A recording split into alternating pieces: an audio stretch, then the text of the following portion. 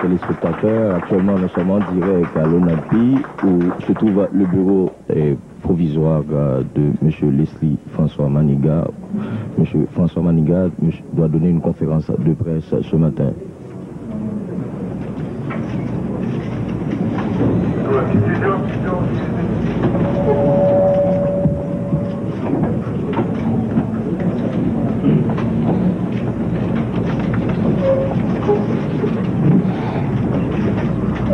Chers amis de la presse, je crois superflu de dire combien je considère comme bienvenue cette première rencontre entre le président élu de la République et ceux qui ont la lourde responsabilité d'informer l'opinion nationale et internationale. Il m'est agréable de voir dans cette salle des têtes amies. Il m'est également agréable de voir dans cette salle des têtes connues. Notre souci pendant les 5 années qui viennent sera de contribuer dans la mesure où un pouvoir peut le faire à ce qu'il y ait dans ce pays une information honnête, une information compétente.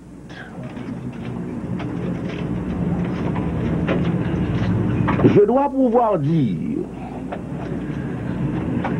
que malheureusement, tel n'a pas toujours été le cas.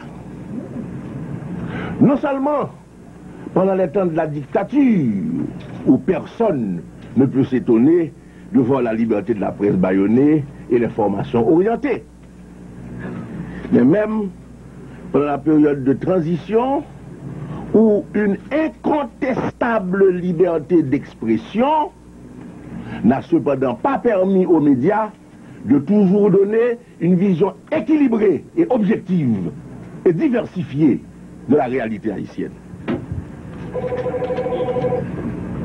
Et je le dis tant pour les médias nationaux que pour les médias internationaux. J'espère qu'avec le nouveau pouvoir démocratique, j'espère qu'avec l'apprentissage que toute une collectivité va faire de l'usage, du sain usage des libertés fondamentales, nous arriverons à considérer que chaque liberté s'épanouit quand on respecte les règles du jeu démocratique, qu'on est honnête, qu'on donne surtout de chaque événement les divers aspects et les diverses dimensions, et non pas systématiquement et unilatéralement une vision d'endoctrinement, de critique ou de propagande. Je voudrais pouvoir dire, après quelques expériences avec vous, que nous sommes arrivés au point où je peux, sans problème, avoir l'assurance qu'il y aura toujours un effort d'objectivité de la part des médias. Je ne demande même pas la sympathie, car la sympathie viendra devant les réalisations de mon gouvernement. Je ne demande aucun chèque en blanc. Je désarmerai les réticences par les réalisations du gouvernement. Mais je demande simplement de l'objectivité. Je demande simplement le respect des règles du jeu. Je demande simplement que nous tous ensemble nous comprenions qu'il est de notre intérêt au moment où va se construire en ce pays une démocratie, qu'il est de notre intérêt de nous entendre pour que cette démocratie s'épanouisse, mais non pas qu'elle soit en difficulté, qu'elle soit en crise ou qu'elle soit même mise en cause par les erreurs ou les excès de l'un ou l'autre camp. L'heure est venue pour les hommes de bonne volonté de ce pays de comprendre la gravité de la situation et la délicatesse de la situation. L'heure est venue pour chacun de comprendre qu'une discipline auto-imposée est la meilleure méthode pour que le champ des libertés s'élargisse jusqu'à atteindre les dimensions que nous souhaitons. Car ce n'est pas d'un seul coup que nous atteindrons la perfection. Je crois que le respect de soi, le respect des autres et le respect de la vérité, triple respect fondamental en matière des médias, respect de soi d'abord, de ce qu'on écrit, de ce qu'on prend la responsabilité devant l'opinion, respect des autres, de manière à ne pas dire inconsidérément et délibérément des choses fausses, respect de l'objectivité, de la vérité. Je crois que ce triple respect joue dans l'ordre qui est le vôtre le même rôle que le respect de la vie joue en ce qui concerne l'action politique, en ce qui concerne les relations interindividuelles ou les relations entre le pouvoir et l'opinion.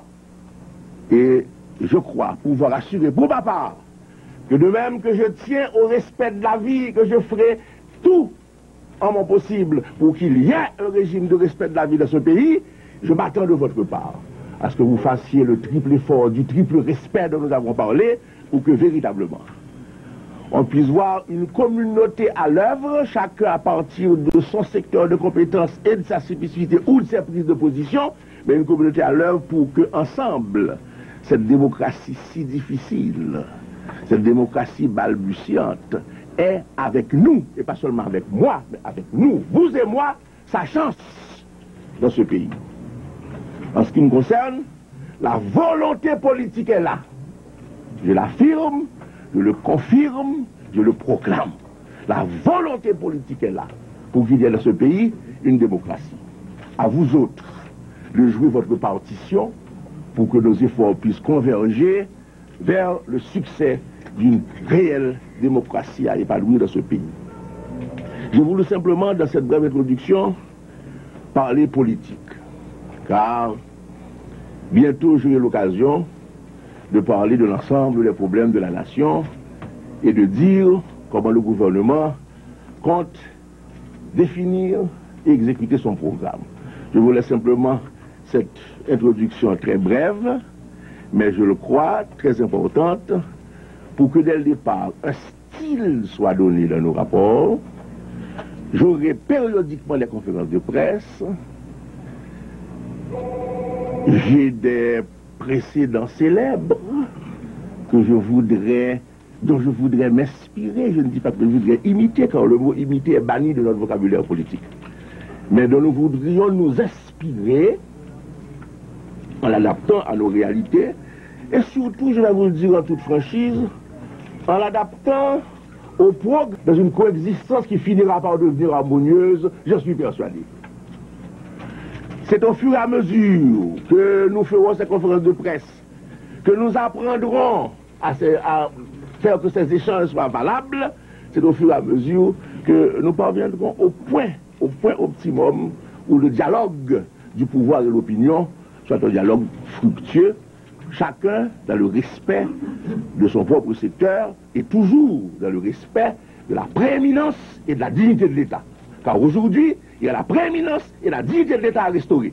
Vous avez au gouvernement un homme dont je mets quiconque au défi de prouver, je ne dis pas de dire, on dit n'importe quoi, mais je mets quiconque au défi de prouver qu'il y a eu un seul accroc dans toute sa vie en ce qui concerne le respect de la démocratie et la lutte pour la démocratie, le respect de l'honnêteté, la probité et la conscience que nous avons de notre patriotisme. Si j'arrive à pouvoir l'affirmer en public, attendant un démenti quelconque, c'est que je tiens à ce que dans nos relations, nous nous respections mutuellement. Je vous respecterai, je vous le garantis, mais j'attends aussi de votre part le respect du chef de l'État. Je crois que j'ai ainsi établi les bases, les règles du jeu qui vont servir pour le dialogue incessant qui y aura désormais entre le pouvoir et l'opinion. Dialogue formel qui concerne la conférence de presse, dont le rituel s'inspirera encore une fois d'un précédent fameux. Mais dialogue continu, étant donné que sans contrarier la marche de l'État, il sera toujours agréable d'être accessible à tel ou tel moment déterminé, à tel ou tel média ou journaliste déterminé, s'il y a des choses importantes ou s'il y a des interviews à donner. J'espère donc que ceci dit, nous pouvons passer à la phase qui est la phase essentielle de cette rencontre de ce matin, les questions concernant vos légitimes préoccupations. Monsieur le Président élu, quelle est en priorité, ou quelle sera en priorité, votre premier acte de gouvernement? Bien. Avant le 29 novembre, je vais chercher dans notre programme le point d'attaque pour l'impact salutaire que j'aurais espéré d'une telle initiative première. Depuis le 29 novembre, je crois qu'il y a que s'impose au nouveau pouvoir des premiers gestes qu'il sera heureux d'accomplir ou de continuer à accomplir. Le premier, c'était incontestablement le renouvellement de l'offre d'union nationale. J'y attache beaucoup d'importance. Je suis heureux de pouvoir constater qu'à la main tendue, certains ont déjà répondu favorablement. J'en prends acte avec plaisir. Mais c'est un fait qu'après la prestation de serment, je renouvellerai la main tendue, l'offre de la main tendue, l'offre de la collaboration pour un sauvetage collectif. Je crois que c'est une des premières initiatives à prendre après la prestation en tant que président de la République. Pour l'instant, je ne suis que modeste président élu, je l'ai déjà fait.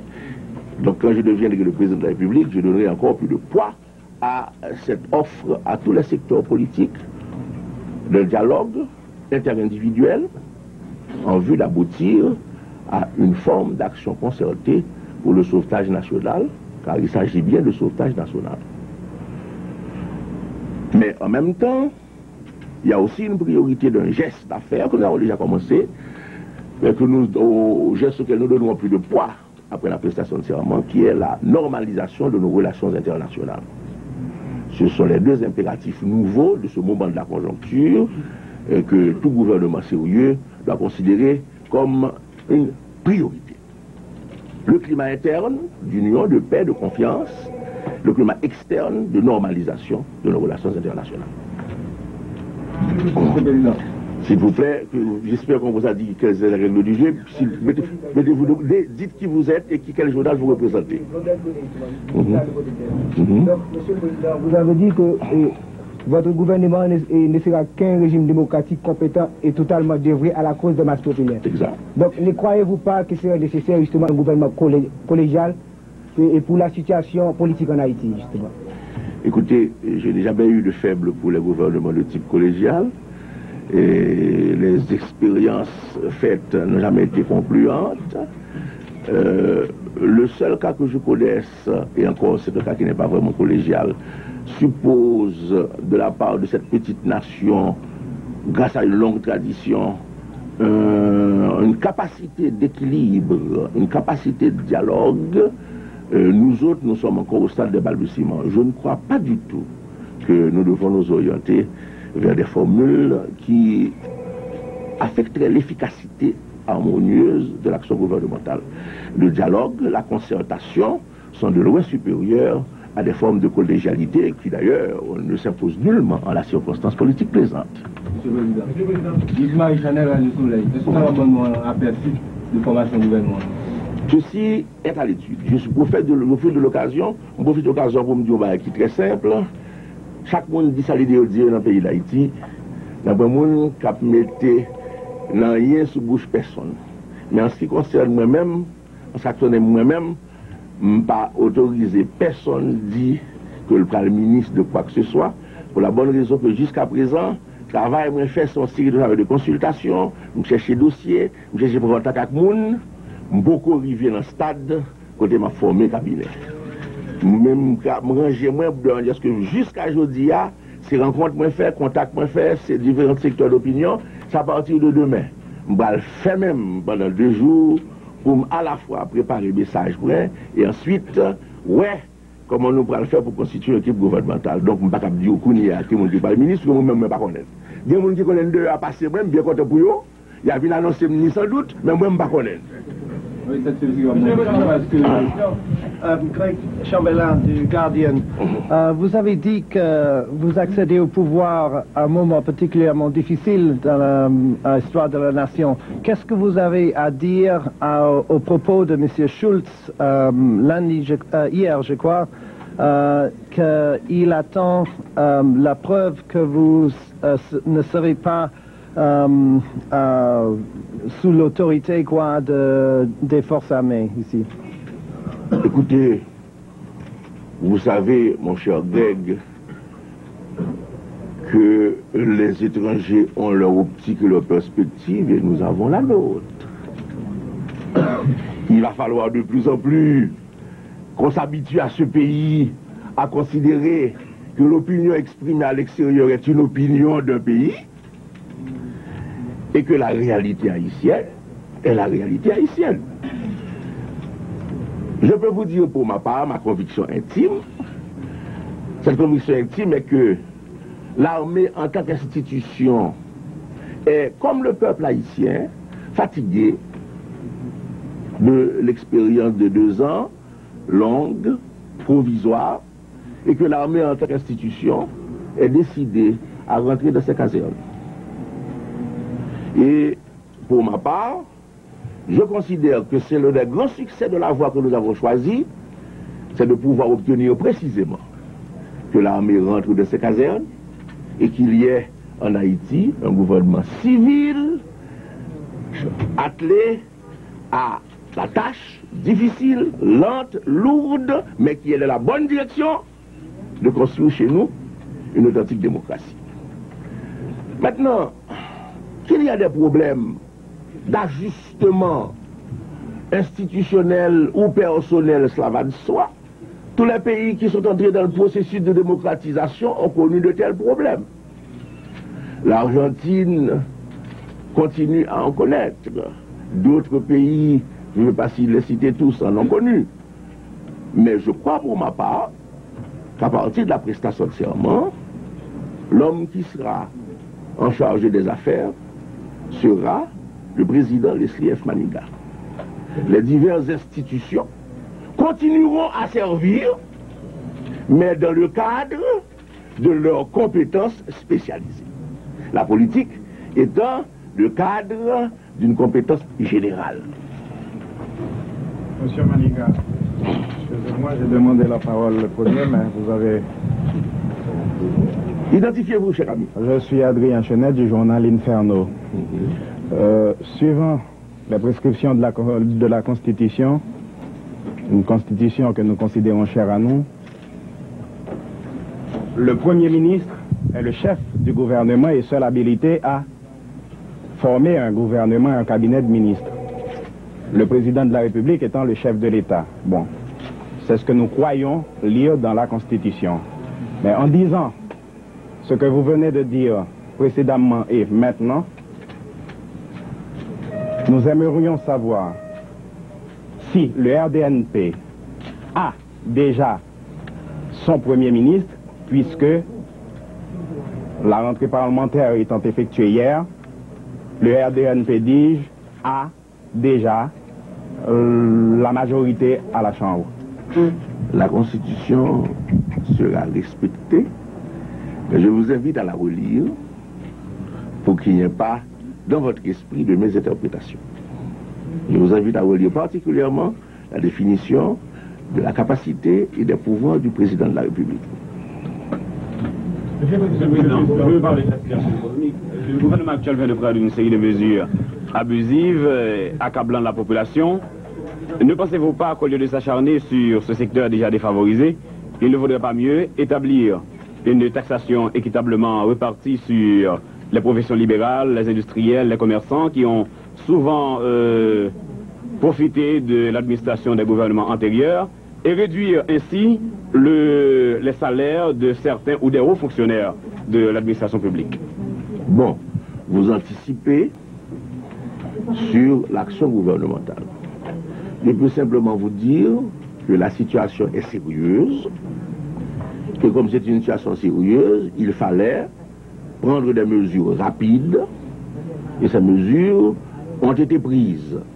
Ce n'est pas à moi de les juger, car ce n'est pas moi qui les ai prises, mais je peux vous garantir qu'il y avait urgence d'une action d'intervention, et je crois, pour ma part, que dans les limites de compétences politiques, non pas institutionnelles, d'un pouvoir qui s'en va, les mesures qui ont été prises doivent être considérées comme des mesures d'urgence pour sauver une situation, ou en tout cas la maintenir en l'état. Et pour ma part, j'en sais gré au gouvernement provisoire d'avoir pris certaines mesures de manière à éviter que, dans la situation difficile que nous allons nous trouver, on n'ait pas une attitude à savoir nous praler affaires. Non, au moins ils ont essayé de prendre des mesures qui permettent d'empêcher une détérioration plus profonde, plus avancée de la situation. Maintenant, c'est au gouvernement, à partir de la définition de son programme et de l'orientation des possibilités de son action, à considérer des mesures de plus long terme, des mesures comme vous parlez de salaire. Il est évident qu'il y a une politique des salaires qui va être faite. Si vous voulez bien vous référer à un message que nous avions fait, parmi les messages importants que nous avons fait pendant la crise, nous avons fait des propositions, car vous vous rappelez qu'au cours de la crise, chaque fois que nous intervenions, nous faisions des propositions.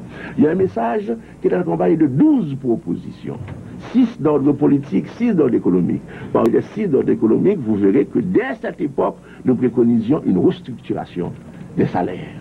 Donc vous avez déjà la réponse dans un message qui date d'il y a 1 an. Attendez donc pour le reste l'action gouvernementale.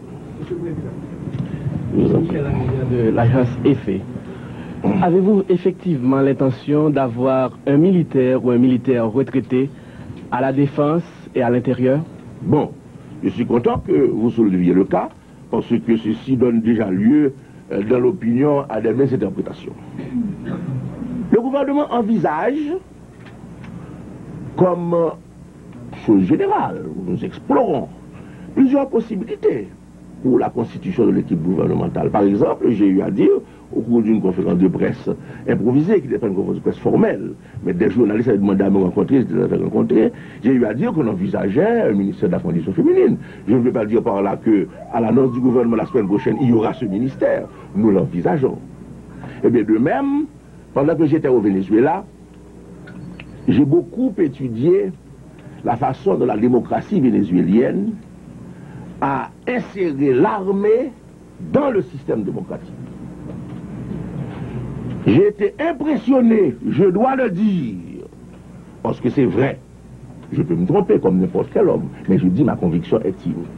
J'ai été impressionné par le succès de cette insertion de l'institution militaire à l'intérieur d'une société démocratique telle qu'elle s'est réalisée par le président Rouglo Betancourt d'abord et par ses successeurs ensuite.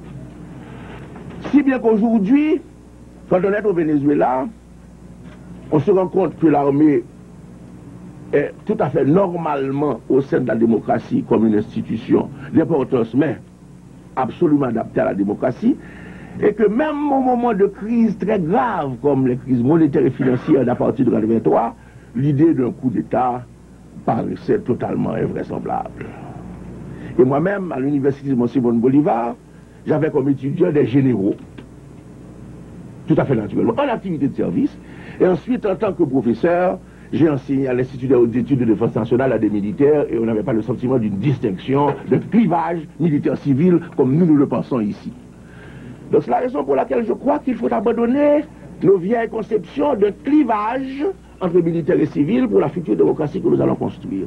Et comme précisément au Venezuela, entre autres dispositions, car il y a tout un paquet de dispositions, toute une politique à l'égard de l'armée, entre autres dispositions, la démocratie vénézuélienne s'est arrangée pour qu'il y ait toujours un militaire comme ministre de la Défense. Nous nous sommes dit que, tiens, si nous nous inspirons des hommes vénézuéliens, c'est une des possibilités que nous pouvons envisager. Voilà donc ce que je peux vous dire pour l'instant. Pour le reste, attendez. Ayez patience. Monsieur le Président. Oui. Au mois d'avril. Identifiez-vous, s'il vous plaît. C'est Camille Sanon, pour le chroniqueur. Merci. Bon. Au mois d'avril 86, disons le parti dont vous êtes le président a fait sortir une note de presse. Voilà. Dans cette note de presse, alors disons que vous avez avalisé les points avancés par le parti, disant que vous êtes contre toute forme de totalitarisme, vous êtes entièrement contre le communisme, sans pour autant ne pas admettre l'existence d'un parti communiste, etc. Donc je ne sais pas si votre gouvernement va appliquer strictement ces points que vous avez soulignés. Écoutez, peut-être là encore, dois-je vous référer au texte lui-même que vous avez interprété. Nous avons dit que nous ne voulons pas du communisme pour Haïti, parce que nous ne croyons pas que le communisme soit la réponse appropriée à nos besoins, aussi bien qu'à nos possibilités. Nous, en tant que RDNP, nous sommes clairement définis sur l'échiquier politique comme un parti du centre, mais à cause de notre progressisme, orienté vers des positions que nous appelons centre-gauche. Donc nous nous situons au centre-gauche de l'échiquier politique, ce qui signifie que très nettement nous ne sommes pas communistes. Ceci dit, il y a une différence entre n'être pas communiste, être anticommuniste et aller jusqu'à ne pas vouloir que le communisme ait ses droits à l'existence en régime démocratique. Il faut que vous vous habituiez à l'idée, cher ami, que vous avez devant vous un parfait démocrate. Si je pouvais envisager qu'un secteur d'opinion quelconque doive être interdit pendant le quinquennat qui vient, je crois que je ne répondrai pas à la définition que je viens de vous donner de moi-même. Ceci dit, il y a une question sur laquelle nous devons nous entendre. Il y a les règles du jeu démocratique. J'insiste beaucoup là-dessus. Il y a la discipline républicaine. Il y a l'ordre républicain. Je comprends qu'au début de l'exercice de cette liberté, il y a des excès. Mais ces excès ne doivent pas être considérés comme la norme. Un parti qui veut jouer sa partition librement dans le concert démocratique, ou même jouer une partition cacophonique dans le concert démocratique, c'est son droit. Nous demandons simplement que ce parti accepte et respecte les règles du jeu démocratique.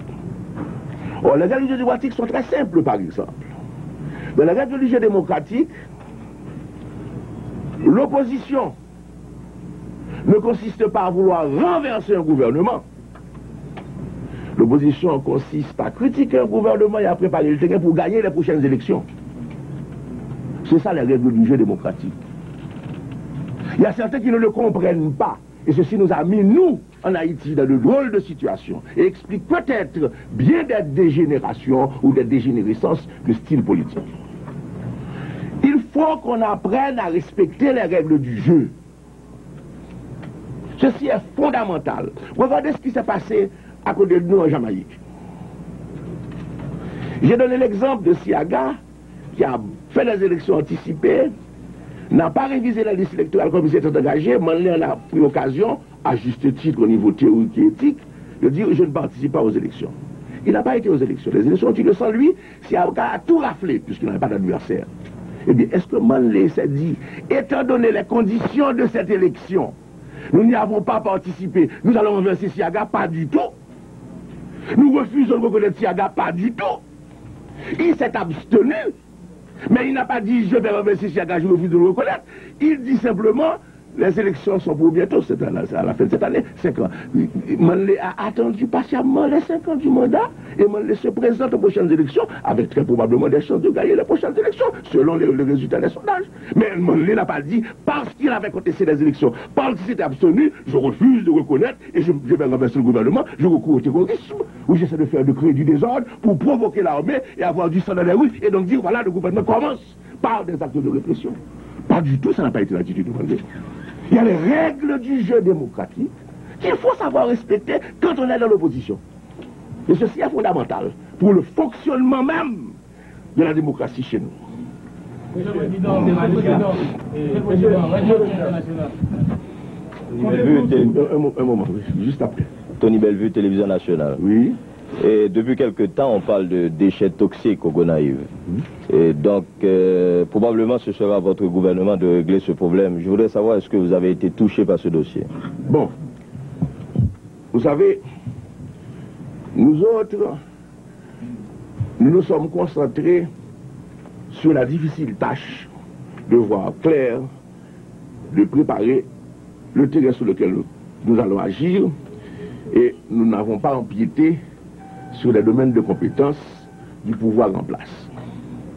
Le pouvoir en place est en train de faire face à ce problème, et d'après les informations que j'ai eues, l'ordre a été donné, d'une part, que tout ce qui avait été débarqué soit rembarqué, cet ordre a été donné, et deuxièmement, à ma connaissance, d'après ce qui m'a été dit également, l'affaire est déjà entre les mains du département de la justice qui en a été saisie. Je pense que ces deux décisions sont positives. D'une part, rembarquer ce fatras, et de l'autre, saisir la justice pour qu'elle suive son cours normal. Je pense donc que la réaction du gouvernement telle qu'elle m'a été communiquée a été dans la bonne direction. Et c'est tout ce que je peux dire pour l'instant de cette affaire, une affaire dont je n'ai pas tous les éléments de dossier. Vous me connaissez. Vous savez que je ne prends pas parti sur une question avant d'avoir en main tous les éléments de dossier. Je vous ai donné l'expérience, vous avez l'expérience avec moi que c'est ainsi que je procède. C'est des fois, on dit, mais pourquoi ne parle-t-il pas? Eh bien non, il faut attendre d'avoir les éléments, tous les éléments du dossier. Ce sera mon attitude au pouvoir, comme elle a été mon attitude de difficile, il faut avoir en main les éléments du dossier avant de décider ou d'opiner. Pardon, oui, c'est vrai, c'est son tour. Oui. Comptez-vous réclamer, Monsieur le Président, le résultat des multiples enquêtes en cours, notamment sur les événements tragiques en 27 février? Bien. Je crois qu'un comité a été au travail, que ce comité a travaillé. Je ne suis pas en contact avec les membres du comité, mais j'ai appris comme tout le monde, et j'ai regretté d'ailleurs qu'une plus grande publicité n'ait pas été donnée à cela à l'époque pour éclairer une opinion internationale qui était mal informée. Je crois qu'il y a même eu des mandats de comparution qui ont été délivrés dans le cours de l'enquête, ce qui est la preuve que on n'a pas mis la chose simplement dans un tiroir. Maintenant, ceci dit, je suis dans la même position que vous, je ne suis pas au courant des résultats de l'enquête. Il est évident que c'est une des questions que j'aurai à connaître à mon avènement. Mais il est évident que aussi, en ce qui nous concerne, nous ne pouvons pas nous décréter démocrates et l'opinion démocratique exigeait de nous que nous empiétions sur le domaine d'un pouvoir qui, par principe, est un pouvoir qui bénéficie du régime de la séparation des pouvoirs. Je respecterai les domaines de compétences des autres pouvoirs, donc la justice fera son cours tout à fait naturellement chaque fois qu'il y aura une question. Ne demandez pas au pouvoir exécutif de faire justice, c'est ce qui est un empiètement sur le pouvoir judiciaire. Je vais simplement vous dire quelle sera notre attitude. Notre attitude est connue. Nous serons le gouvernement de la propreté intransigeante. Et donc, c'est pas ce gouvernement qui pourrait ni favoriser, ni être complaisant à l'égard de l'infraction quelconque. Ça, c'est la garantie que nous pouvons donner. Camille, directeur du journal L'Éducation. Oui. Vous parlez assez souvent, et souvent on le dit aussi, que la démocratie, on parle politiquement, disons, que de processus, un jeu. Mais pourquoi donc on sait que la démocratie est une manière de penser et de vivre. Pourquoi donc ne peut-on pas penser, bien entendu, à écrire des livres pour donner des notions, même dans les classes primaires, secondaires et même à l'université et encore dans les institutions, pour pouvoir réellement faire concrétiser, vivre et penser la vraie notion démocratique. Pourquoi ce soit un jeu, une manière de penser, une manière de vivre, socialement, moralement. Mais donc, écrivez des livres, donnez des notions aux enfants pour qu'ils puissent savoir leur manière de penser et de vivre démocratiquement. Je pense que c'est ça, ce n'est pas seulement un jeu, il y a une manière de penser et de vivre. Donc, des notions sont à écrire dans les livres pour qu'on arrive à bien inculquer ces notions et à trouver les moyens de vivre. Ne vous inquiétez pas, cher ami. Telle est l'une des préoccupations du gouvernement dans sa politique générale d'éducation sociale et dans l'utilisation des médias pour y parvenir. Ne vous inquiétez pas. Une petite seconde. Il y avait une demande ensuite, ce sera vous. Oui, oui. Vous avez dit en parlant de la presse qu'il fallait donner à chaque événement les divers aspects et faire circuler équitablement les informations sans pour autant faire de la propagande. Est-ce que sous votre gouvernement, la radio et la télévision d'État vont cesser d'être des médias de propagande? Bon, écoutez, mon cher ami, vous n'êtes pas réaliste. Vous n'êtes pas réaliste. Qu'est-ce qui s'est passé? Si l'ensemble des médias donne une version critique, et la seule version critique, le gouvernement est obligé naturellement de donner l'autre version pour se défendre et rétablir l'équilibre de la vérité. J'ai dit tout à l'heure que ça va dépendre de vous beaucoup, et j'insiste, ça va dépendre de vous beaucoup, de la nature et du climat que nous allons avoir au pouvoir.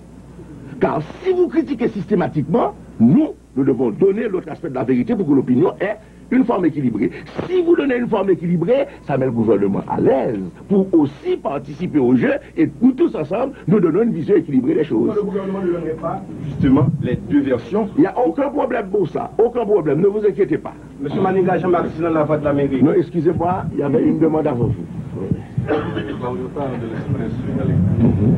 Vous pensez que les Duvalier, c'est vraiment mort? Non. Écoutez, vous êtes d'Italie, n'est-ce pas? Bien. Eh bien, vous avez vous-même la réponse en appliquant ce qui s'est passé chez vous à ce qui se passe chez nous. Ne peut pas disparaître du jour au lendemain un courant politique qui a gouverné un pays pendant 30 ans. Ça ne s'est jamais vu dans l'histoire du monde. En Italie, vous avez eu le fascisme. Il n'a pas disparu avec la mort de Mussolini. Il n'a pas disparu. Il y a même eu un parti néofasciste, n'est-ce pas? Donc, on ne peut pas demander à Haïti, je le disais à plusieurs reprises, on va demander à Haïti une perfection, une pureté, une virginité irréprochable quand on comprend que la réalité humaine est une réalité humaine et a donné des expériences qui peuvent nous aider à comprendre les phénomènes. Au Venezuela, après la chute de Pérez Jiménez, savez-vous que Pérez Jiménez avait été élu sénateur de la République, le savez-vous?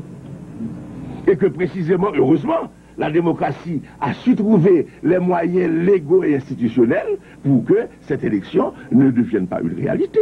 Ça signifie que, mais par exemple, à Caracas, la plupart des chauffeurs de taxi étaient pérésiménistas. Il y avait des secteurs de courant pérésiménistas. Comment veut-on que chez nous, en Haïti, à partir du 7 février, brusquement, par je ne sais quel miracle de l'histoire humaine, brusquement, un courant politique disparaît? Ce n'est pas possible. Ce que nous devons dire, et c'est ça qui est important, c'est qu'avec la démocratie, les pratiques de la dictature doivent cesser, et vont cesser, et cesseront, et ont déjà commencé à cesser, pour être juste. Les pratiques de la dictature, c'est évident. La politique de la dictature, c'est évident. Voilà ce que nous pouvons dire, que nous devons changer. Mais qu'il existe des courants du valierisme, c'est quelque chose qui est tout à fait normal. Quand je dis normal, c'est-à-dire compte tenu de la nation humaine, je ne dis pas normal dans le sens de la norme. Normalité sociologique, si vous voulez. C'est normal. Et vous savez, je peux vous dire que ça montre précisément la difficulté de la démocratie. La définition de la démocratie n'est pas d'interdire un courant, mais de faire en sorte que ce courant ne trouve plus de la réalité les raisons d'exister. Vous comprenez? Supposons que nous avons la bonne herbe et la mauvaise herbe. Mais ce qui est important pour nous, ce n'est pas de dire, bon, on va déraciner. Sans doute on peut le faire. Mais ce n'est pas ça. Comment faire pour que ce soit la bonne herbe qui se développe au détriment de la mauvaise? C'est ça la démocratie. N'oubliez pas que la démocratie est exigeante, messieurs. La démocratie exige le respect de toute l'expression de tous les courants et même la protection des courants minoritaires. Ceci dit, il est évident qu'on ne peut pas considérer le pluralisme démocratique comme favorisant des courants démocraticides. Ça, c'est un fait. Ça, c'est normal. Nous avons tourné une page, la page de la dictature. Nous sommes en train d'ouvrir une nouvelle, l'ère de la liberté.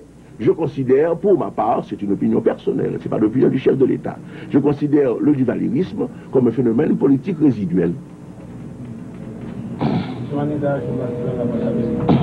Et c'est la raison pour laquelle j'ai eu à dire, pour terminer ma réponse à la précédente question, qu'il nous faut récupérer pour la démocratie les déçus du duvalierisme. Et croyez-moi, j'ouvre la parenthèse, il y a dans ce pays beaucoup plus de déçus du duvalierisme que vous ne croyez.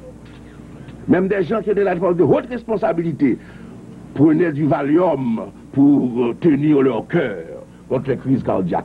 Même des gens de haute responsabilité politique sous la dictature. Il y a une vague d'arrestations qui s'accélère contre des membres des organisations démocratiques.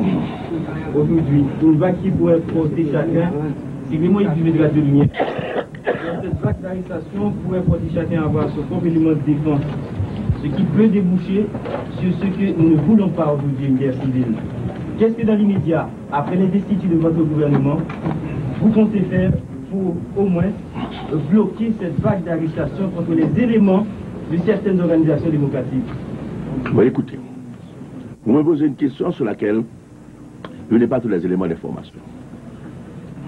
Je me suis parvenu, bien que vous compreniez bien que dans les dernières semaines, je n'ai pas pu m'asseoir, écouter des stations de radio.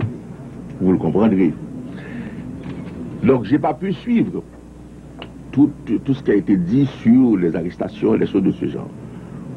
Mais je sais une chose, deux choses pour être très clair. C'est que d'un côté, il y a eu dans ce pays, je le dis malheureusement, sous couvert de critiques contestataires, des initiatives dont certaines pouvaient être considérées comme subversives de l'ordre républicain. Une action pour maintenir l'ordre public de la part des autorités. Vous n'êtes pas sans savoir que des gens ont ouvertement à la radio incité à la violence ou dans d'autres cas annoncé des actions violentes. Je crois qu'aucun gouvernement, certainement pas le gouvernement américain, quand on sait ce qui s'est passé au cours des années 60, certainement pas le gouvernement français, quand on sait ce qui s'est passé également à l'époque où le terrorisme se développait. Aucun gouvernement ne peut rester indifférent devant la possibilité de développement d'activités terroristes.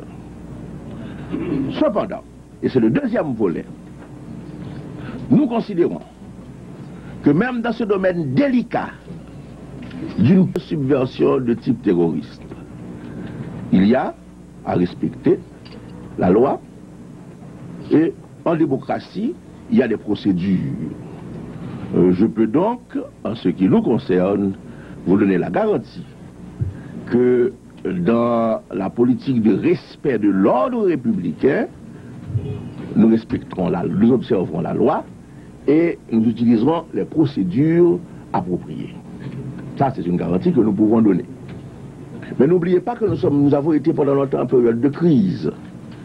En période de crise, parfois se prennent des mesures qui sont des mesures d'exception, qui ne sont pas des mesures de temps ordinaire. Je ne le dis pas pour les justifier, je ne les connais pas. Je dis simplement pour expliquer qu'il y a pu y avoir une certaine action orientée dans une certaine direction. Et même, ajoutons-le, il a pu y avoir, comme dans tous les pays démocratiques, des bavures. C'est possible. Mais s'il y a des bavures, eh bien, il faut les déplorer et il faut faire en sorte qu'il n'y en ait plus. Il faut faire en sorte qu'il n'y en ait plus. Je crois. En tout cas, je me rappelle que devant un incident fâcheux, ce type de ternir l'image de son gouvernement, le général de Gaulle avait trouvé le mot juste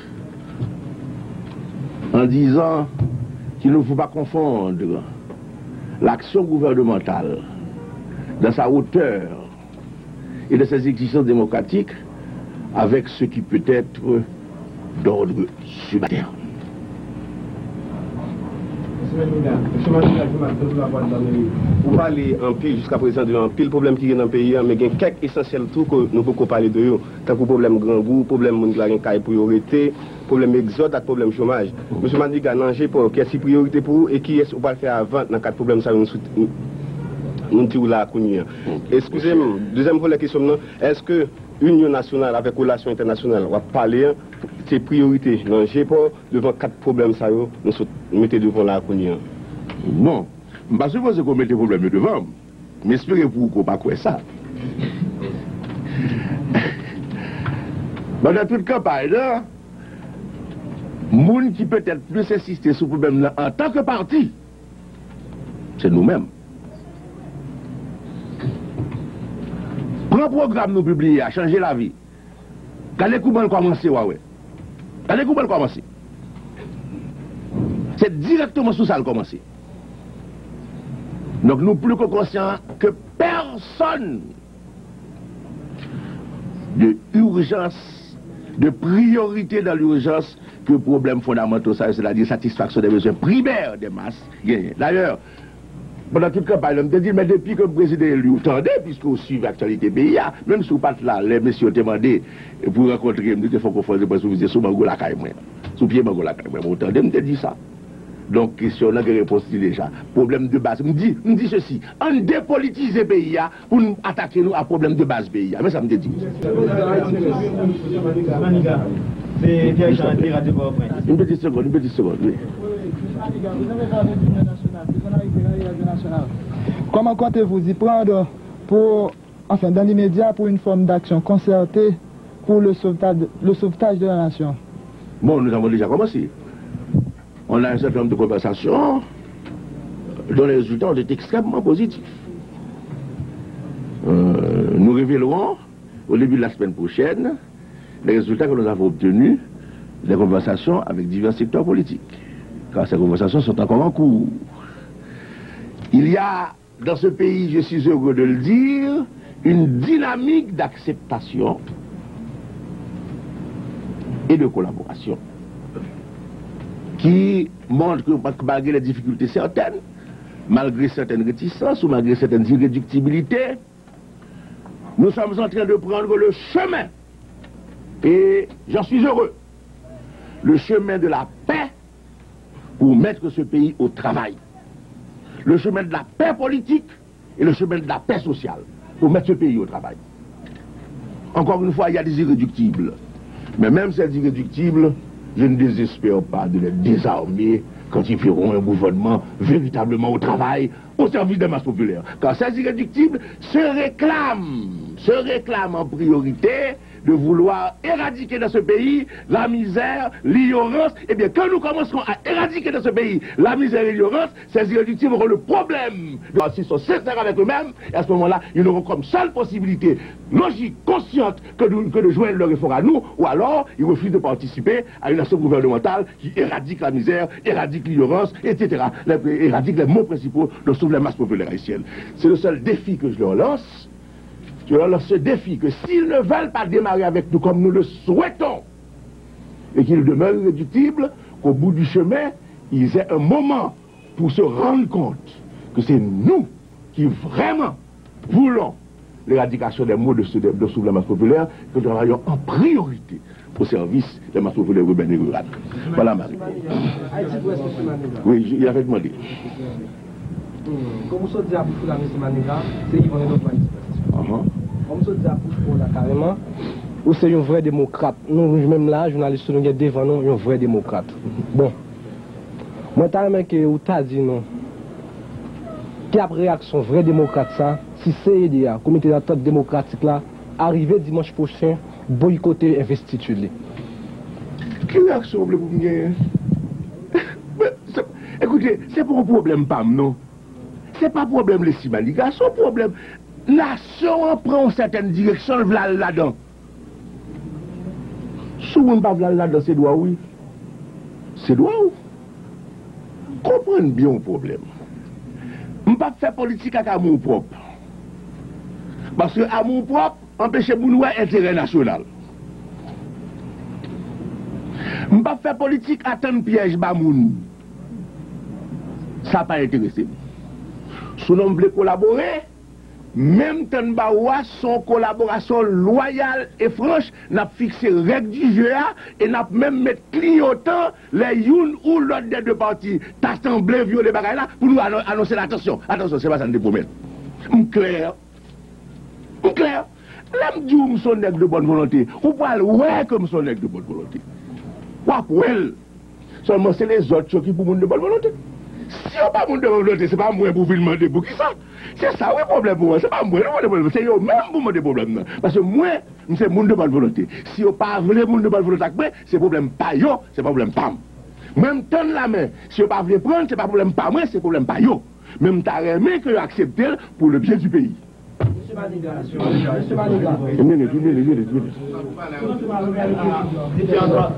position, je fais partie du gouvernement. Non, mais si que gagne là-dedans qui accepté, si gagne qui est ça dans eux, si pas gagne, pour que ça ne pas accepter. Je fais que ce Dieu que gagne accepté, m'a dit ça la semaine prochaine. S'il vous plaît, monsieur Levanti.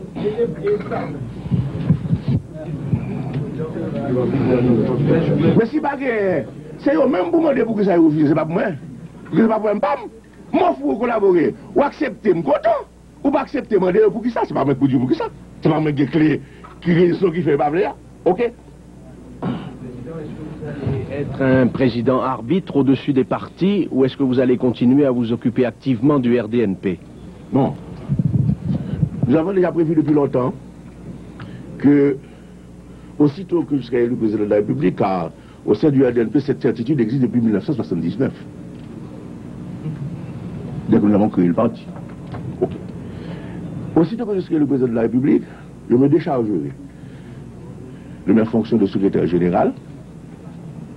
Et nous allons le faire au cours d'une convention que nous devons convoquer, pas tout de suite, pour des raisons évidentes, mais au cours de l'année, au cours de laquelle je transmettrai officiellement le commandement du parti à quelqu'un d'autre. Parce que j'entends être au pouvoir, dans les circonstances que traverse le pays, le président de tous les Haïtiens. Je l'ai dit, je le répète, le RDNP m'a porté au pouvoir, j'en suis conscient, c'est normal, le RDNP constituera la force principale d'appui au pouvoir, c'est un fait de nous tiendrons compte de notre politique en termes normal, que personne ne peut reprocher à ça, mais au pouvoir, nous serons le président de tous les Haïtiens et non pas le président du seul RDNP. Excusez-moi, vous avez déjà posé une question, non? Ah, pas encore, bien allez-y, oui. Depuis le temps de libération. Oui. Certains leaders ont refusé de prendre votre main tendue. Et peut-être parce qu'ils pensent que tout le processus électoral, à partir du 29 novembre, à partir de la dissolution du CEP premier par on sait qui, ils pensent que tout ce processus est entaché d'anticonstitutionnalité.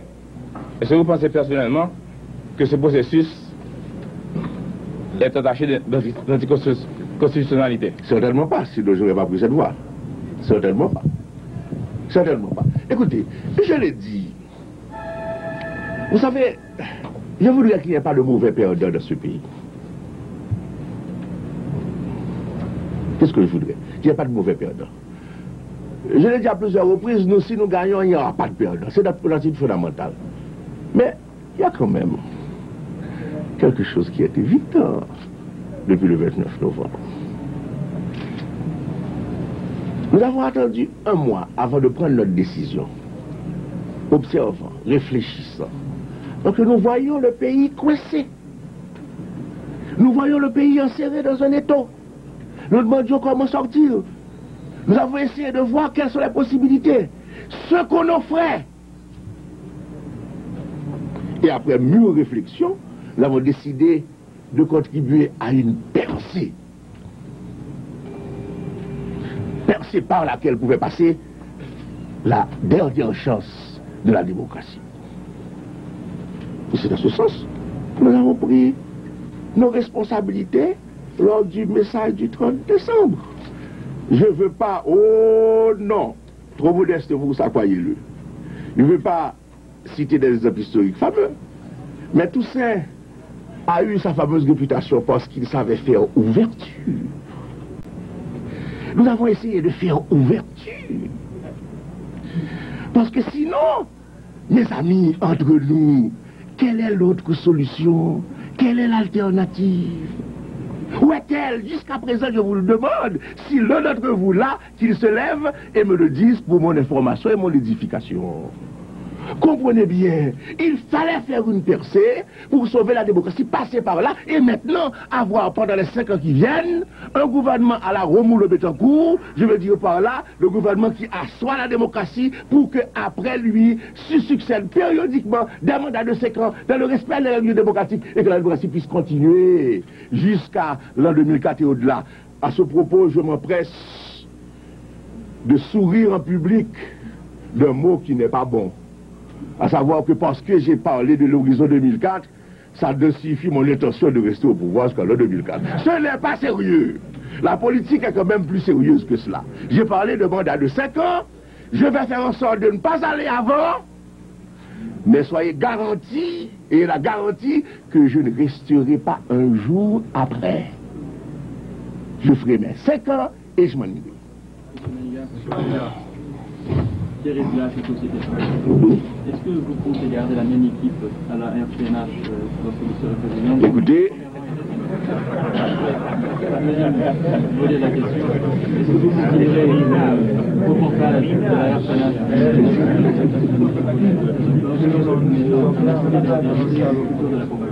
écoutez, vous me posez là des questions auxquelles je ne peux pas répondre. D'abord, je n'ai pas vu le reportage auquel vous faites allusion. Ne pensez pas que soit un candidat à la présidence, soit un président élu, puisse s'asseoir devant la télé pour voir tout ce qui se fait. C'est pas vrai. D'ailleurs, je dois même dire que, étant donné que je vis en plaine, nous n'avons pas Télé Haïti, ce qui signifie que les émissions de Télé Haïti ne me sont pas accessibles. Donc il y a beaucoup de critiques, paraît-il, virulentes peut-être vers Télé Haïti. Ça n'a pas troublé mon sommeil quand je ne les ai même pas écoutés ni suivis. Mais, ceci dit, soyons sérieux. Nous allons commencer quelque chose. Le NP a dit voter Maniga, c'est voter changement. Il faut bien que le changement se manifeste et s'exprime dans le pays, dans la politique, dans les institutions et dans le personnel. Il n'est pas question pour nous, je l'ai dit, de faire la chasse aux sorcières. Ça n'a pas de sens. Nous ne sommes pas arrivés ici pour mettre les gens dehors. Ça n'a pas de sens. Mais attention, nous voulons que dans le secteur public, soit l'administration, soit les entreprises publiques, règne désormais la compétence, l'honnêteté, l'efficacité. Voilà 3 critères que nous allons appliquer dans notre politique à l'égard de la fonction publique. Compétence, honnêteté, efficacité. C'est donc normal que si nous trouvons, et il y en a, Dieu merci, dans certaines administrations tout au moins, si nous trouvons des fonctionnaires compétents, honnêtes et efficaces, que vous pensez bien que nous sommes trop heureux de les trouver déjà sur place et de pouvoir maintenant les placer dans un contexte général qui leur permette de mieux donner. Ça va de soi. Mais si d'aventure il y a quelque part dans le secteur public des employés qui ne sont pas au niveau de la tâche, qui ne seraient pas compétents, qu'ils seraient absentéistes, qu'ils ne s'occuperaient pas de leur charge. Il est évident que ou bien ils sont capables de changer avec le nouveau cours, ou bien ils ne remplissent pas les exigences pour rester. C'est pas moi qui les chasserai, c'est que eux-mêmes ne rempliront pas les exigences pour rester.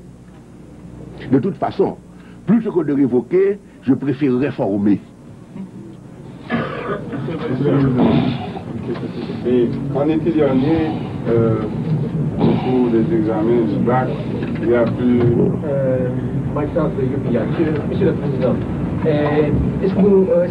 premièrement, est-ce que vous pouvez nous dire quand vous allez annoncer votre cabinet et votre choix pour le Premier ministre? Et deuxièmement, nous avons parlé beaucoup de l'exemple de Romulo Betancourt en Venezuela. Que je sache, et Romulo Betancourt n'a pas inclus aucun ancien ministre de la dictature de Pérez Jiménez dans son gouvernement. Est-ce que ça veut dire que vous allez aussi exclure n'importe quel ancien ministre du duvaliérisme dans votre gouvernement? Est-ce que vous allez rester chez nous jusqu'à la fin de la semaine prochaine? Si vous me permettez.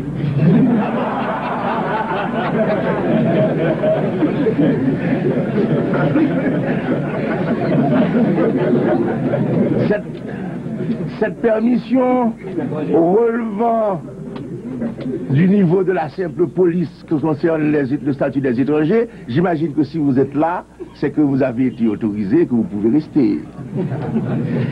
Donc, je souhaite que vous soyez là, et quand le ministre sera formé, vous viendrez me voir pour me poser la même question. Peut-être même vous n'aurez pas besoin de venir me voir. Mais quand, Monsieur le Président, est-ce que... D'ici la fin de la semaine prochaine, ce sera fait. Monsieur le Président, allez-vous donner, vous n'intervenez bien, allez-vous donner l'importance à la culture haïtienne qui est en train de dépérir face à la culture américaine qui a envahi le pays et que les Américains lui-même l'a jeté, l'a cherché une culture qui est plus simple. Écoutez, c'est une des préoccupations. Et encore qui est entraîné dans l'utilisation de drogue en pile en Haïti.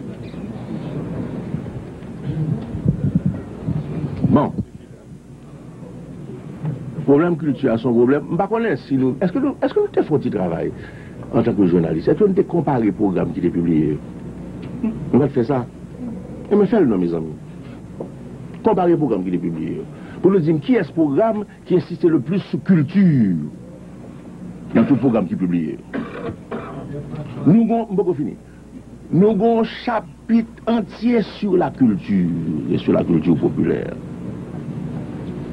Lili, ouais, qui préoccupation nous, qui orientation nous, et qui mesure nous proposer pour ça, car nous proposer solution. Nous terminer par une liste de solutions pour le problème culturel. Sous pas de programme, en faisant sortir ici, mais j'espère que la mesure de Baoul ou bien à bureau DNP, après le programme, Lili, ouais, qui nous poser problème culturel. Maintenant, affaire de là, qui nous comprend notre bagaille. Faut nous comprendre bien. Là, on a parlé, nous liés de là, en série de bagailles. Américains, en tant que gouvernement, vivement intéressés à la lutte contre la drogue. Là, on a parlé d'Américains, il faut parler, on a encore en toute objectivité. On fait un effort d'objectivité. Ce n'est pas Américain, en tant que gouvernement, qui est responsable de la drogue en Haïti. Au contraire, ils veulent lutter contre la drogue. Ils veulent établir à travers toute l'Amérique latine tout un réseau coordonné de lutte contre la drogue.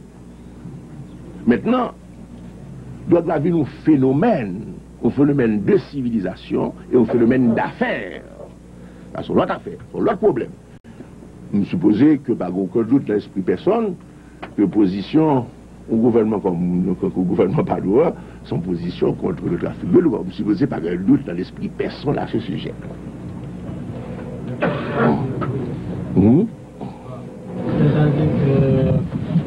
Basant sur relation avec Cuba, avec Cuba, relation diplomatique avec Cuba, et deux, petits haïtiens qui fait là-bas, qui est le pichon, qui t'a remis retourner, c'est qu'est-ce que vous pensez sur ça? C'est un problème que nous devons étudier dans toute dimension. Je réponds sur cette question ça à plusieurs reprises, de manière publique. Réponse à dans le programme nous déjà, puisque dans le programme nous mentionnons les questions de reconnaissance là. Et dans cette réunion, papier, la je te pose une question, je me réponse que tout le monde te suit dans la télévision. Donc, je crois que je n'ai rien à ajouter à ça, je me dit déjà, sous question. Oui, mais les fils d'Haïtiens là-bas, bon, les fils d'Haïtiens là-bas. Les fils d'Haïtiens à l'étranger sont un problème spécifique lié. Il y a là-dedans qui sont davantage étrangers qui viennent intégrer à l'étranger. Il y a là-dedans qui ont attirance vers Haïti. Bon, si on a une attirance vers Haïti, il faut venir, c'est capable de vivre dans le pays. Parce que par exemple, nous avons des cas où des gens qui étaient aux États-Unis pendant longtemps. Puis ils ont fait aux États-Unis, ils ont américanisé. Bon, c'était là-dedans décidé, bon, c'est américain, c'est droit. D'autres disent, bon, il est mal en Haïti, Haïti a tiré pour de 1000 raisons de changement par rapport aux États-Unis. Là, il vient ici, il est là-dedans, il n'est pas qu'à bretter. Parce qu'il était trop américanisé. Il retourne là-bas. D'autres, au contraire, retaient magnifiquement et ils récupéraient intégralement l'identité haïtienne de sans problème. Donc, ce n'est pas une question capable de décider là-dedans par décret gouvernemental. On peut créer des conditions par une politique gouvernementale qui facilite ces solutions. Mais ce sont surtout des solutions individuelles. Au lendemain du 17 janvier, un pile observateur, surtout étranger, te fait remarquer que le gouvernement n'a pas obligé d'un appui inconditionnel de l'armée pour le Kembe durant les premiers jours. Soit pensez sur ça. Mais tout gouvernement a besoin d'appuyer l'armée pour Kembe. Côté lui, c'est un problème, ça, c'est pas spécifique. Bon, il y a un monsieur groupe de 4 États au pouvoir, il n'y a pas besoin d'appuyer l'armée pour l'arrêter. Son règle institutionnelle, à savoir que normalement dans ce pays, vous avez des institutions, vous avez des forces. Il faut la collaboration harmonieuse de ces institutions pour que l'État fonctionne et le gouvernement vive. Alors comment? Il y a des gens qui n'ont pas mauvais rapport à clamer? Ah, écoutez, alors, papa. Oh, mais écoutez, lui, il est là même. À qui vous l'a parlé, mes amis? Oh, à la caca. Oh là là. Bon. S'il vous plaît. Oui. Quelque chose a été fait. Haïti est un membre de l'OEA. Haïti a contribué à expulser Cuba de l'OEA. Épisode de la honte, on se plaît à dire à longueur de journée. Mais au lendemain du 7 février, je crois que quelque chose doit être fait. Le peuple croit que quelque chose doit être fait pour réparer cet affront.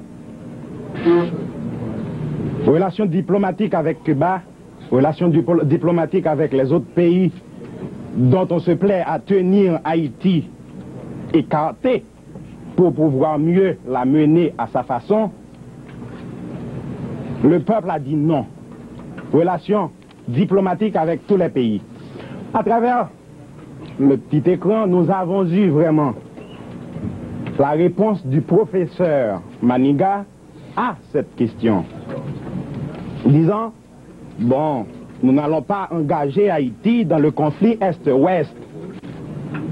Mais ne faudrait-il pas tirer parti de préférence au lieu de rester dans la condition où on nous tient?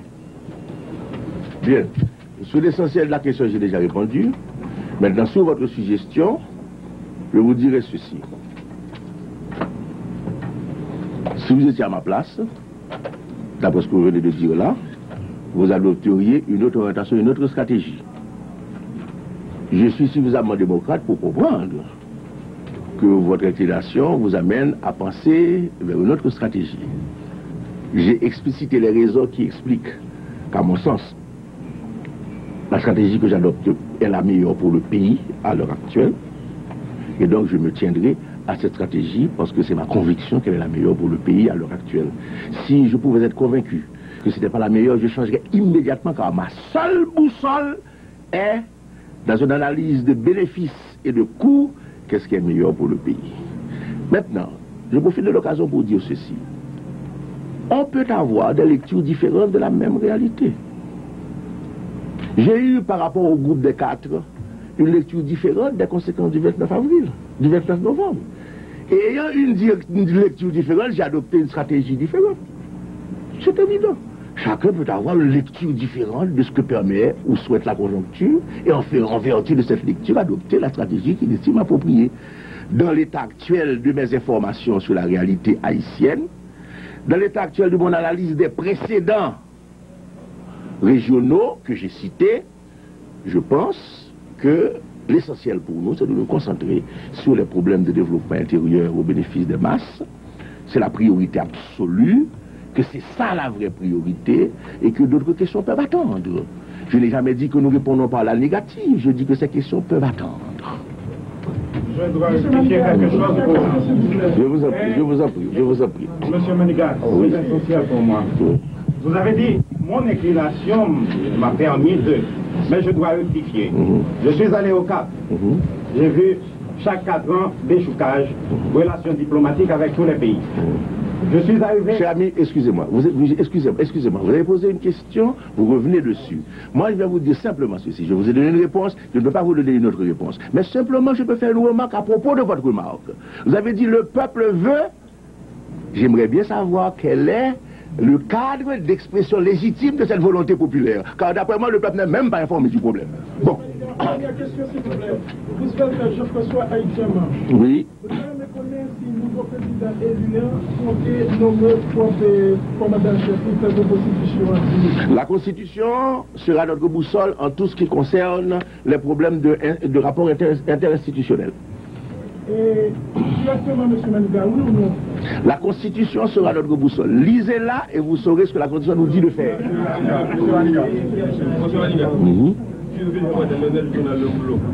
Il est oui que l'Église ne dira pas le dehors traditionnel au cours de l'installation. Oh, écoutez. Vous tenez à ce tédéum, et dans l'éventualité où ce tédéum ne sera pas chanté, est-ce que les hostilités seront ouvertes, comme ce fut le cas au début du régime galérien avec les... Mais écoutez, il faut essayer de vous informer. Voyez-vous, parce que la façon de poser votre question montre que vous n'avez pas cherché à vous informer avant de venir ici. Ceci ne relève pas de ma compétence. C'est le pouvoir en place qui organise le protocole des cérémonies. Le pouvoir en place, d'après le protocole qui m'a été soumis, n'a pas prévu de tédéum, n'a pas demandé de tédéum. C'est tout ce que je sais. Pour le reste, là, il va y avoir comme aux États-Unis, une cérémonie laïque. C'est parce qu'il y a aux États-Unis. La plus grande démocratie du monde occidental. Non? Alors, où est le problème? Hein? Ah, mais écoutez, les choses ont changé. Il y a toute une évolution. La Constitution elle-même a défini de nouveaux rapports. Alors écoutez, non, moi je suis chrétien, vous le savez bien. Je suis de formation catholique. C'est mon problème à moi de prier mon Dieu auquel je crois et de lui demander de bénir mon avènement au pouvoir. Et il y a toute une partie de la population qui est prête à prier avec moi le Dieu des chrétiens pour que mon gouvernement ait la bénédiction du Dieu Tout-Puissant. L'Église, pour moi, c'est la communauté des fidèles. C'est ainsi qu'on définit l'Église. Or, il y a à travers le pays toute une grande partie de la communauté des fidèles qui m'a déjà fait savoir qu'au concours de ma prestation, elle est prête à prier le Dieu Tout-Puissant pour que ce Dieu Tout-Puissant bénisse les prochaines 5 années. Ça me suffit.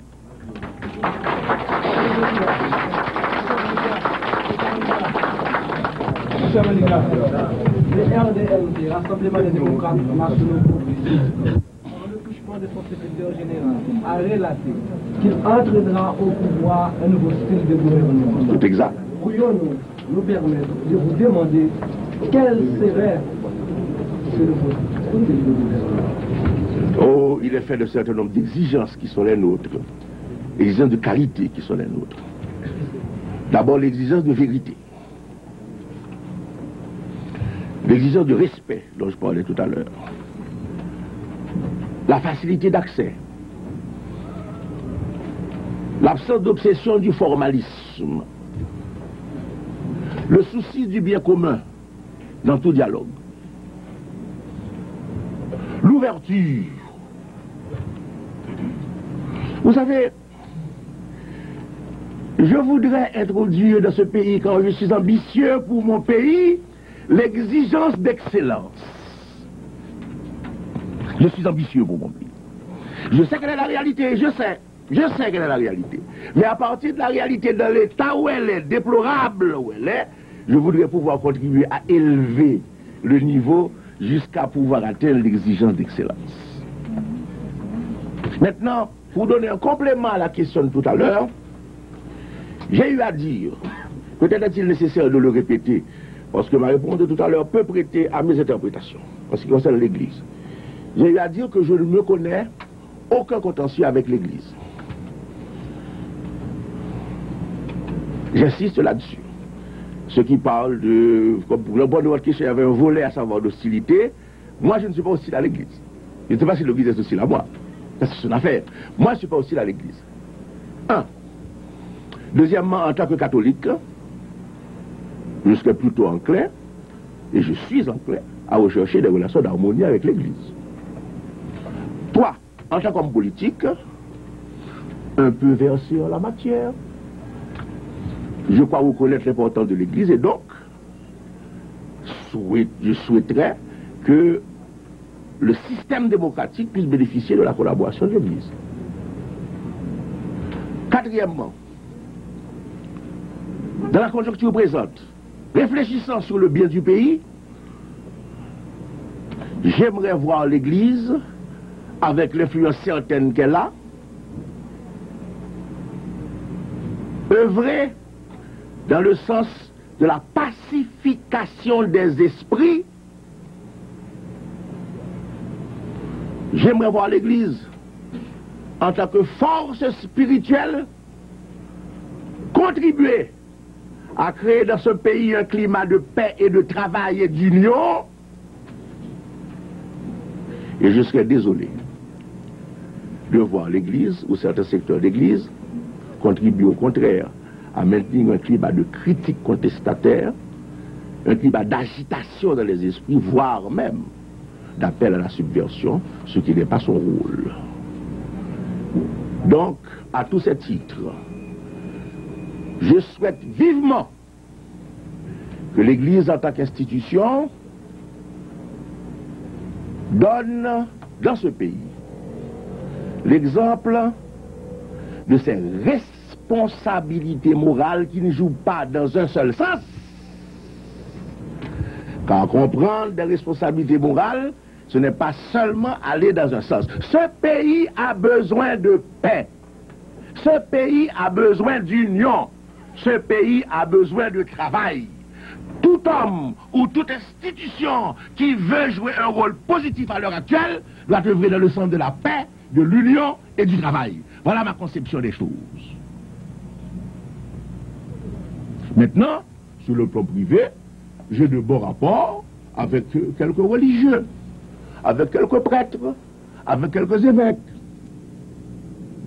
Certains se souviennent que sur le plan privé de mon credo privé, je suis chrétien. Certains entretiennent avec moi des rapports plus que d'amitié, de sympathie, je dirais même d'appui personnel. J'en suis heureux, ils me le manifestent. Que d'autres prennent une autre attitude, alors je veux qu'il soit clair que ce n'est pas sur le plan de la religion que le problème se pose, c'est sur le plan de la politique. Alors je veux savoir s'il est normal qu'on rencontre les religieux militants sur le plan de la politique. C'est la question que je pose. Car s'il s'agit de la religion, je n'ai aucun problème avec aucun religieux et aucune religion. S'il s'agit de la politique, c'est évident. Si certains membres d'église prennent une attitude idéologiquement différente, hostile à l'attitude idéologique qui est la mienne, c'est normal à ce moment-là qu'il y ait un combat. Mais le combat est politique, il n'est pas un combat religieux. En aucun cas, il n'est un combat religieux. En aucun cas. Et tous ceux qui sont des religieux dans ce pays, s'ils sont haïtiens, tombent normalement sous le coup du respect des règles du jeu démocratique. S'ils sont étrangers, doivent respecter le fonctionnement des systèmes politiques haïtiens comme la loi l'y invite. Je crois que ceci est une chose normale. Ce n'est pas parce qu'on porte la soutane qu'on est soustrait à la loi. Il faut donc que chacun en prenne conscience, de manière à ce que nous arrivions dans ce pays à vraiment cette harmonie dont le pays a besoin. Ce pays est au fond d'un gouffre, mes amis. Il a la chance de sortir. Créons donc nous tous le climat favorable, vous qui en sortez. Climat de paix, d'union et de travail. Pierre-Richard Nadir, Radio Bois. Oui. Vous avez, d'après la Constitution, 6 mois pour effectuer des changements dans l'armée. Et probablement pendant ces 6 mois, vous aurez besoin de l'armée. Pensez-vous que vous pouvez faire des changements en profondeur dans l'armée? Bon. Voulez-vous bien attendre? Et vous verrez, la Constitution est là. Les lois sont là. Nous appliquons la Constitution et les lois. Mais la seule chose que je peux vous dire, et je le répète, le gouvernement, tout naturellement, entend développer avec l'armée des rapports d'harmonie. Ça, soyez-en certains. Je prendrai 2 dernières questions, étant donné que notre temps s'achève. 2 questions. Professeur Maniga, je suis docteur Raoul Bastien de Radio Transatibonite. Oui. Au fait du premier acte gouvernement posé, ce répond oblige joli cœur, c'est un appel à l'union nationale pour tous les Haïtiens. C'est ça. C'est priorité des priorités. Mais est-ce qu'en même temps, on envisage une amnistie générale pour tous les prisonniers d'opinion dans le pays? Bon.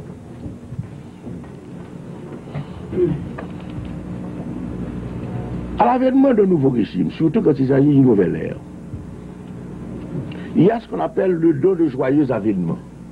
C'est une tradition. Le don de joyeux avènement. Aucune décision n'a encore été prise, car ce n'est pas moi seul à prendre une décision pareille. Je sais bien que le président a le droit de grâce, mais l'amnistie se prend généralement selon des procédures. Il y a donc une conversation qui se fera certainement avec le Premier ministre et le gouvernement sur la question. Je n'ai pas d'idée préconçue. Je dis simplement que l'histoire comparative, quand vous verrez que je ferai toujours des comparaisons.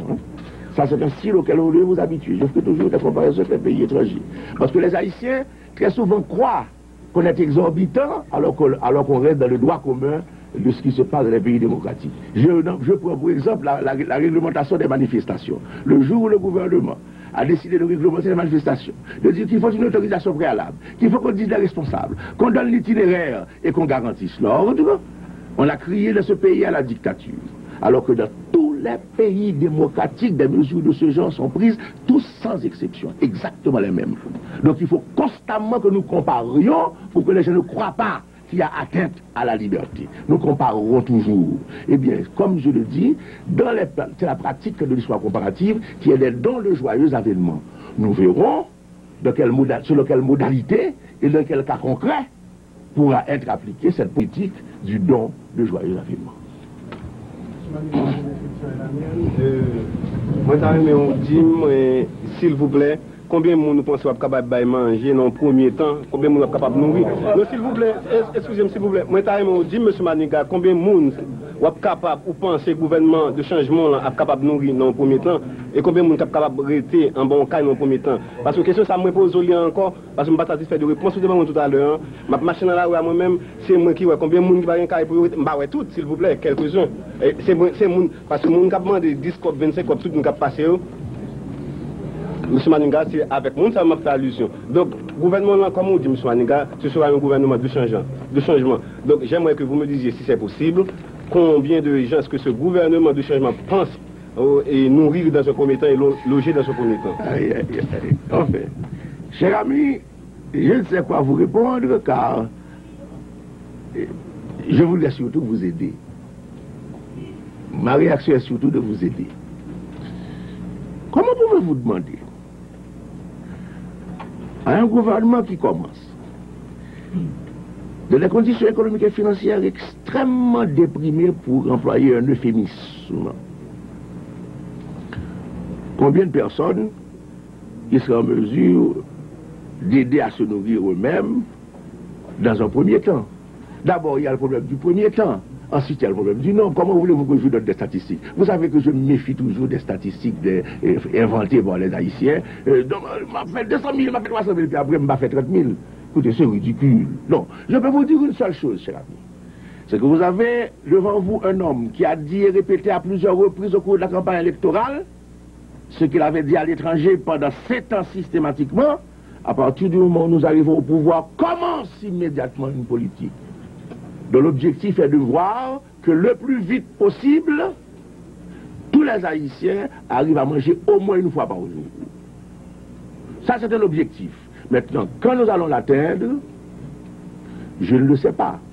Je vais faire le maximum pour que ce soit le plus vite possible. Ça va dépendre des moyens ça va dépendre de ressources, ça va dépendre de tas de problèmes, mais je sais quel est mon objectif. Mon premier objectif est que je puisse dire un jour, aujourd'hui je suis sûr que tout Haïtien est en mesure de manger au moins une fois par jour sur tout le territoire. Et immédiatement commence la deuxième phase pour que nous ayons un autre objectif. Quel jour, le plus vite possible, après la première étape, chaque Haïtien pourra manger au moins 2 fois par jour. Ce sera encore une deuxième période. Ça, je sais que c'est là l'objectif du gouvernement. Maintenant, vous répondre, nous allons en 6 mois faire en sorte que 3 millions d'Haïtiens mangent, si 2 millions sont en train de manger à l'heure actuelle. Écoutez, je ne suis pas démagogue. Vous allez comprendre que le style du gouvernement n'inclut pas la démagogie. Je vais aller dans une dernière question d'un cas spécifique. Je voudrais dire l'assiste avec Sansarik. Je parlais de premier événement tout à l'heure. Et avant même que vous ayez en détail ça, vous m'avez posé Kataro. Si M. Saro, le 7 février, à mon pouvoir, a décidé de rentrer dans le pays encore, qui a décidé de gagner vous-même. Je viens de répondre à la question. Nous allons au sein du gouvernement voir selon quelle modalité et sur quel cas il est possible d'appliquer la politique de don de joyeux avènement. Messieurs, mesdames, je vous remercie.